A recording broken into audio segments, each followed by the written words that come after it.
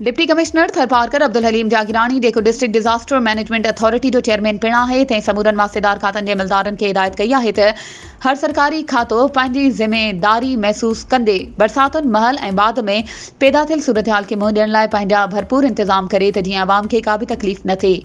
अहिड़ी हिदायत हुन अॼु दरबार हॉल मिठी में चौमासी जी इम्कानी बरसातुनि खे मुंहुं ॾियण लाइ अॻुवाट इंतज़ामात मुकमल करण जे सिलसिले में डिस्ट्रिक्ट डिजास्टर मैनेजमेंट कमेटी जे सॾायल गॾिजाणी जी सदारत कंदे ॾिनी।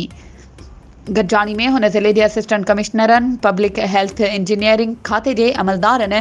ऐं टाउन ऑफिसरनि खे हिदायत कई त उहे शहरनि में नेकाल जे निज़ाम में सुधारा आणनि ऐं नेकाल जे नालियुनि तां कब्ज़ा ख़तमु कराए उन्हनि जी सफ़ाई कनि। जॾहिं त पीअण जे पाणी ऐं नेकाल जे भॻल टुटल लाइननि जी मरम्मत खे यकीनी बणाइनि त जीअं बरसाति जो पाणी रोडनि ते जमा न थिए। गॾिजाणी में शिरकत कंदड़ समूरनि अमलदारनि पंहिंजे पंहिंजे खाते जी कारकर्दगी बाबति तफ़सीली ब्रीफिंग ॾिनी।